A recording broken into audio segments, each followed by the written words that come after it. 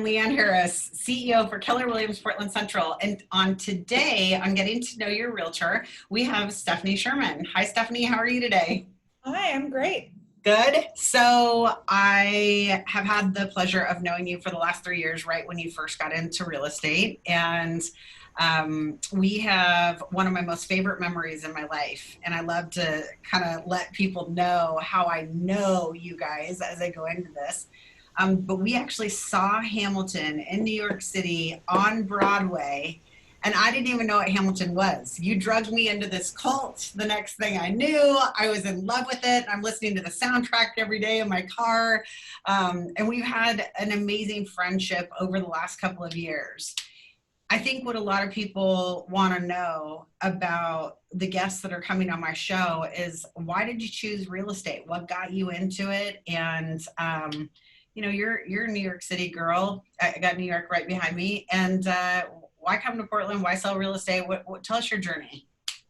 Yeah, so yeah, my favorite part of that Hamilton memory PS is the fact that I was weeping through it and I did not know you well enough to feel okay about that. And so I tried so hard, because I wasn't even crying at only the sad parts. I was just so happy to be there that I just cried throughout. So was I. I'm telling you, I was like, oh my gosh, this is like Biggie. This is Biggie. What is going on right now? And you're just like, dude, did you not do your research on Hamilton? I was trying to be subtle, and then you like passed me a tissue. I was like, oh, she's noticing.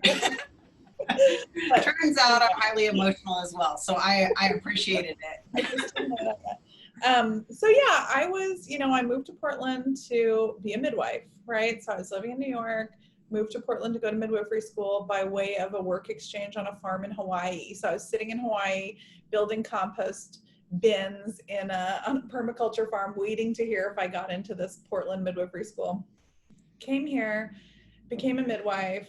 I realized probably within the first year that I was not cut out for being up in the middle of the night. I hate being up in the middle of the night. It is literally my sleep. So anyway, when I was a midwife, I was the one that would come in the morning with the fresh energy, because I did not do well in the middle of the night. So I'd take over from the night people. Anyway, the point is, I had my daughter, my first kiddo, and I definitely knew that at that point I'd been midwife for 10 years, and so knowing all the time that it probably wasn't a great fit for me. So when I had her, it was the right time to start thinking about what I wanted to do instead. And if you do that personality test, I get one of them, I have one where it's like, you will have many careers in your life. I'm like, accurate. So I have one of many hats. Yes. So then I started thinking about what I would want to do. And I had always been interested in real estate investing. And I think a lot of that is because I have an immigrant family. Like, my mom didn't own her first home until she was in her 60s. By the time I graduated from college, she finally could afford to buy a home. My grandparents didn't own a home. Many of my relatives didn't own homes. And so we lived in these crowded immigrant first generation apartments. And so I always had been, I have the romanticized version, I think, of owning a home and how meaningful that is, especially for a family like mine. And I'd just been interested in real estate investing. I knew a midwife actually here in Portland who had her home, and then she had bought the house across the street, which she had 3 kids, and they would rotate through, rent it from them for a couple years. And I loved that idea.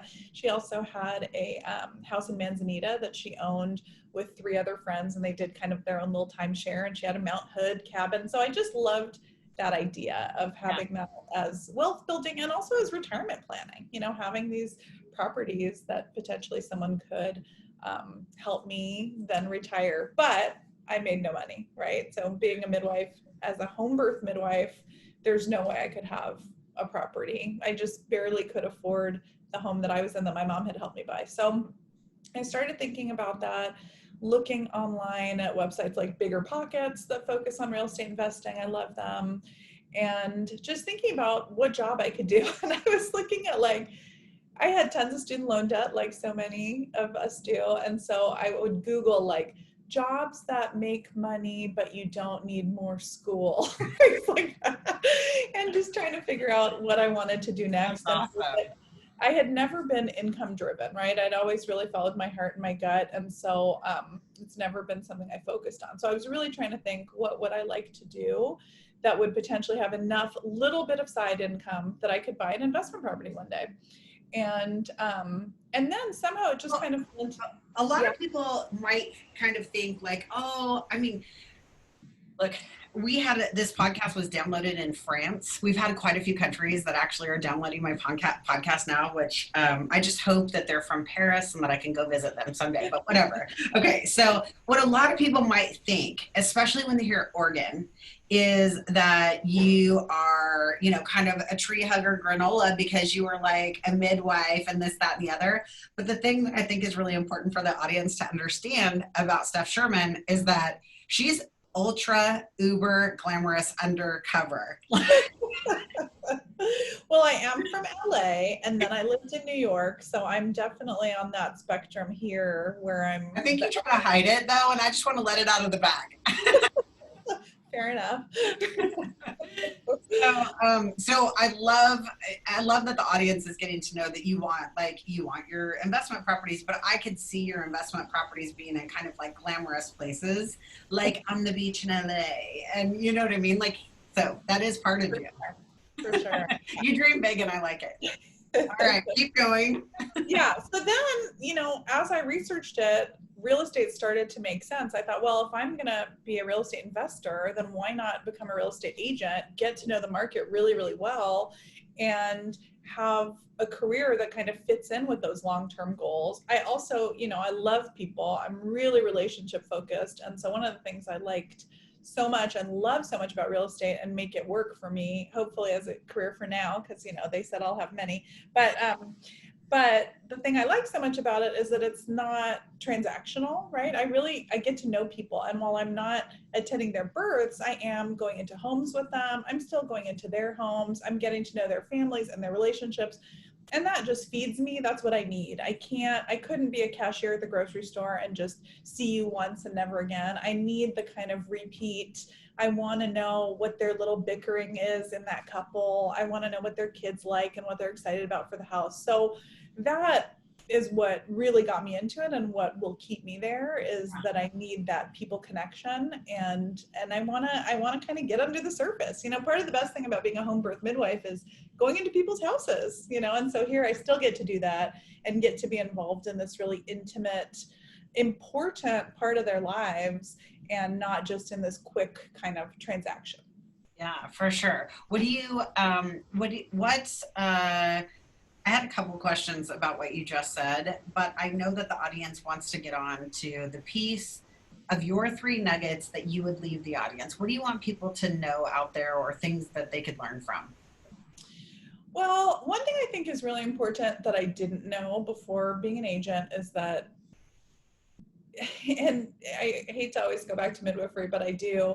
But I think it's really important who you choose to have work with you. And I think that if it's not working for you, whether that's me, if I wasn't working for you, if I wasn't a good fit, or if you're with someone who isn't a good fit, you don't need to keep working with that person. You can have a transaction that is smooth and that is relationship focused, and have someone who's actually invested in the process with you. So that's one of them, is that pay attention to who you're working with. It's a big deal to put this trust in someone. So find the right person for that. That's. What's funny is this was what I was going to bring up. And I love that that's one of your nuggets, because you and I have had a lot of conversations about the type of people that are drawn into your world. And quite frankly, people need to know you're in the top 20% of our agents in our office. And you sold over 11 million this year, which is amazing. It's much higher than 20%. I can tell you that, just based on the MLS. I mean, we have 10,000 agents in the MLS in Portland, and your ranking at 11 million is fairly high. So things that people don't know about you, though, is that because the relational piece is so critical, and being able to have frank and honest conversations with you throughout the transaction, is that you are very friendly. And I think that you had, a person at one time that was like, we're too good of friends.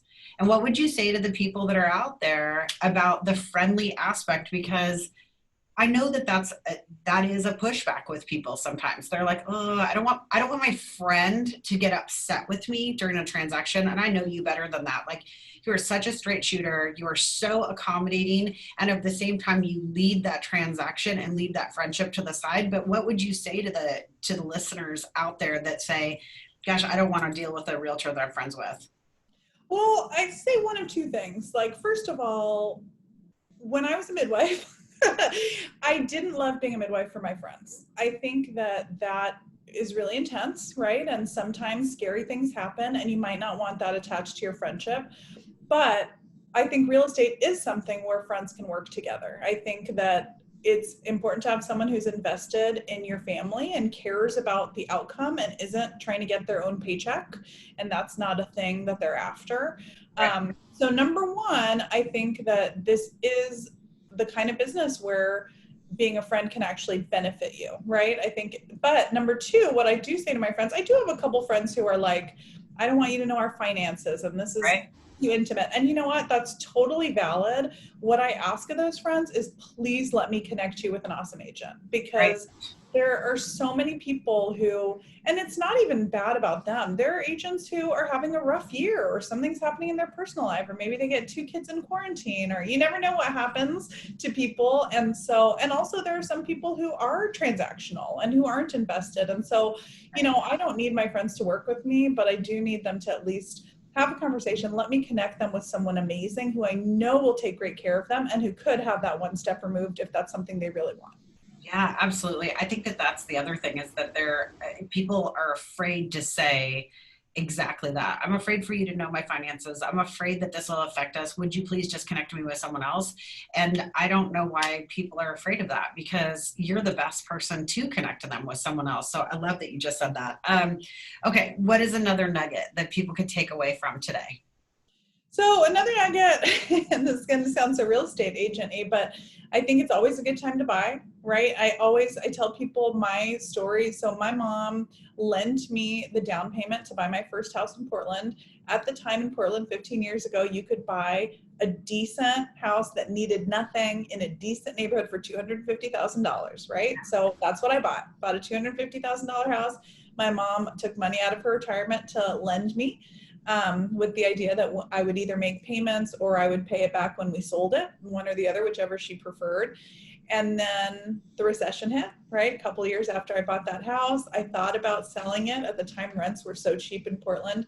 I brought my real estate agent, who I loved, absolutely adored my agents. And they said, 225 we could sell it for. Things are looking bad. And so I said, no, we're going to figure it out. We'll hold on to it. We'll scrape, we'll pinch, we'll figure this out. And we sold that house 3 years ago for $400,000. We took that, I paid my mom back. I took that $150,000 in equity and bought in the neighborhood I really wanted to be in. And so I think that's a huge one, is that don't overthink it. Find the right house to buy, find the right person to guide you. It doesn't matter if it's not where you want to be, and it doesn't matter if it's not the house you want, because I would never be sitting in this house in this neighborhood if I hadn't bought that first tiny house in a slightly sketchy neighborhood. Yeah. Because I would never have saved $200,000. That's not what would have happened in these last 15 years. So I think that's a really important one. Don't overthink it. Buy what you can afford and hang on to it. For sure. I love that, because my story. That's exactly what happened to me. I got kind of forced to sitting on this house, and 17 years later I walked away with hundreds of thousands of dollars, and I was like, well, boom, I'm gonna go buy where I want to buy. I sucked it up for 17 years in the crappy house. All right. So any other nuggets you want to share? I think my third nugget is around real estate investing. And I think it's like the dirty little secret of real estate agents that most agents are not going to tell you this because they want to sell your house, but don't ever sell your house. Oh, Right? If you can hang on to your house, if you can, I'm working with so many clients on this. It's easier than you think to become a real estate investor. It is far easier than you think. And so I would say, talk to me, talk to your agent about this, but basically, if you can hold on to your house and turn that into an investment property and buy your next house, like, that is your retirement. That is someone paying money into your retirement account for you. So if you can, never sell your houses. Buy a new house, but don't sell any. I love that. I love that. Okay. If you were going to write a book, what would it be about? Well, I think that at this moment in my life, I think that book would be about balance. And What people probably need to know is that you have 4 kids. I have So 3 of them are under 2 years old. And so, so yeah, I think that's my constant, what's the word? I don't want to say constant struggle, my constant striving. I'm always trying to find that balance of having a business I feel really excited about, taking amazing care of my clients, but being the kind of wife I want to be, and the kind of mom, and the kind of homemaker, and having, making dinner most nights. by And the way, your turkey recipe with your daughter that I watched you on Instagram, so people should follow you on your Instagram stories. So you did this thing where you put like all the carrots and everything in there and it steams okay, I did it. Followed it. I went out there and did that. I did my turkey different this year, and I definitely got a lot of compliments. So thank you. Your cooking show is working. that's good. That's good. Yeah, I mean, life isn't about one thing, right? Like, we need time for all the things that we're passionate about and that feed us. And so I think my book could be about finding that balance. And I think it's not like you find the balance and you're there, right? It's just every day, every week, every month, working on finding that balance. I love that. I love it. Okay. Anything else you want to leave the audience with? I don't think so. This All is right. really fun. Thanks for doing this. It's my pleasure. Thanks. That was Steph Sherman. Thanks for joining us today on Getting to Know Your Realtor. This episode was brought to you by Lifeline for Hope. Be sure to catch us on Apple Podcasts, YouTube, Stitcher, and be sure to subscribe. Thanks so much again for joining us today. Have a great day.